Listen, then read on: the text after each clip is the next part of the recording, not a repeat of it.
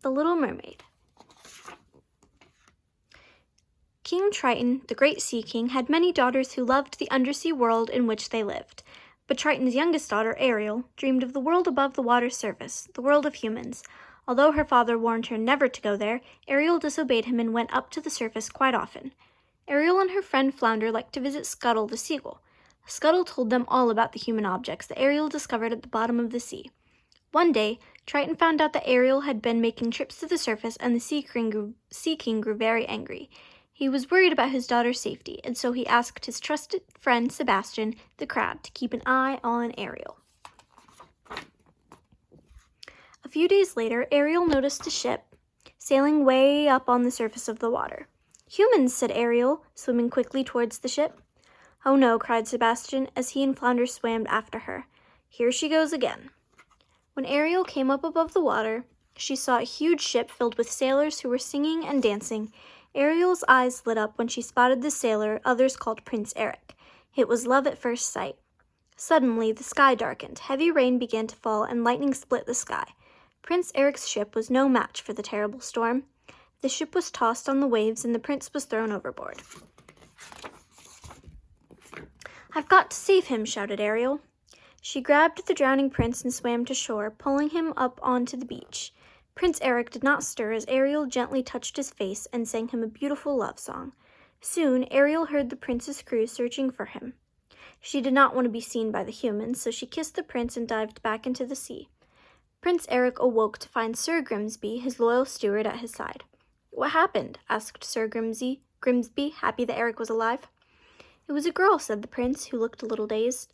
"A beautiful girl saved me, and then sang in the most beautiful voice I've ever heard. I want to find that girl, and I want to marry her." Prince Eric, too, had fallen in love. King Triton was furious when he discovered that Ariel had fallen in love with a human.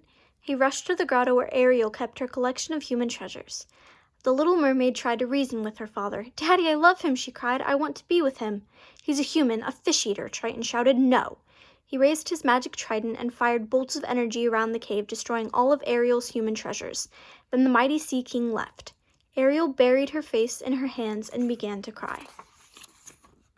Meanwhile, not far away, evil forces were at work in the undersea kingdom.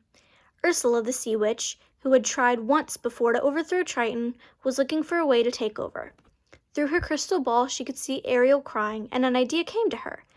"I can get to the Sea King through his daughter," she realized. Ursula sent her slimy eel servants Flotsam and Jetsam to Ariel's grotto. There, they convinced the little mermaid that Ursula could help her get to her beloved prince. Ariel was so upset that she ignored Sebastian's warnings and swam off with Flotsam and Jetsam to meet with the sea witch.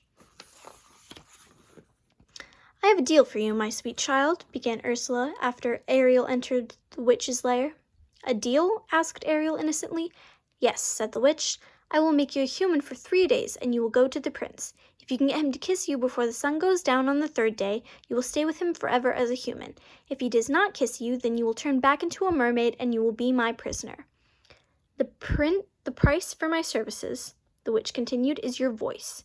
"My voice?" asked Ariel in shock. "I won't be able to talk or sing. How will I get the prince to fall in love with me?" "You'll still have your pretty face," replied Ursula. After Ariel agreed to Ursula's deal, the sea witch cast a magical spell.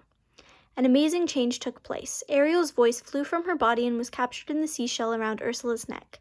Ariel then lost her tail, grew legs, and became a human. When she went in search of the prince, Ariel was helped ashore by her friends. She tried to speak to them, but no sound came out at all.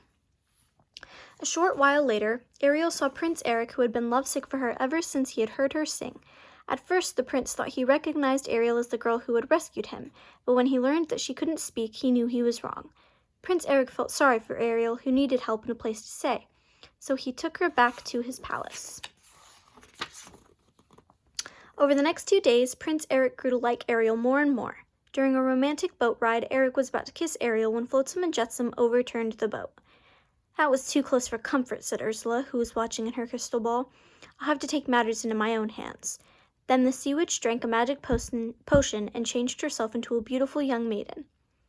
On the morning of the 3rd day, there was great excitement throughout the kingdom. Prince Eric was going to marry a young maiden he had just met. Unfortunately for Ariel, Eric had been put under a spell. Ursula, disguised as the maiden, had used Ariel's voice, which she carried in the seashell around her neck. Eric now believed that the maiden was the same girl who had saved him from the shipwreck. Poor Ariel was heartbroken. The wedding ceremony was to take place on Prince Eric's new boat. Scuttle the seagull flew over the boat just as the bride passed in front of a mirror. Her reflection was that of the sea witch. Scuttle realized that the prince was being tricked, and he rushed off to explain it to Ariel and the rest of his friends. Sebastian quickly formed a plan. Flounder helped Ariel get out to Eric's ship, and Scuttle arranged for some of his seagull friends to stall the wedding. "I'm going to tell Triton about this," said Sebastian. Prince Eric and the maiden were about to be married when a flock of seagulls, led by Scuttle, swooped down on the bride, who screamed in the sea witch's voice. Ariel climbed on board just as Scuttle knocked the seashell containing Ariel's voice from around the maiden's neck. The shell shattered, and Ariel's voice returned to her. "Oh, Eric, I love you," said Ariel. "It was you all along," said Prince Eric. The sun disappeared over the horizon just as they were about to kiss. Ariel's 3 days were up. Immediately she changed back into a mermaid, while the maiden changed back into the sea witch. Ursula grabbed Ariel and dived off the ship. Thanks to Sebastian's warning, Triton was waiting for them at Ursula's lair. "I'll let your daughter go in exchange for you," cried Ursula. Triton agreed, and he became Ursula's prisoner. She now had his magic, trident, and control of the undersea kingdom. All of a sudden, a harpoon struck Ursula in the shoulder. Prince Eric had come to rescue Ariel, who swam to the surface with him.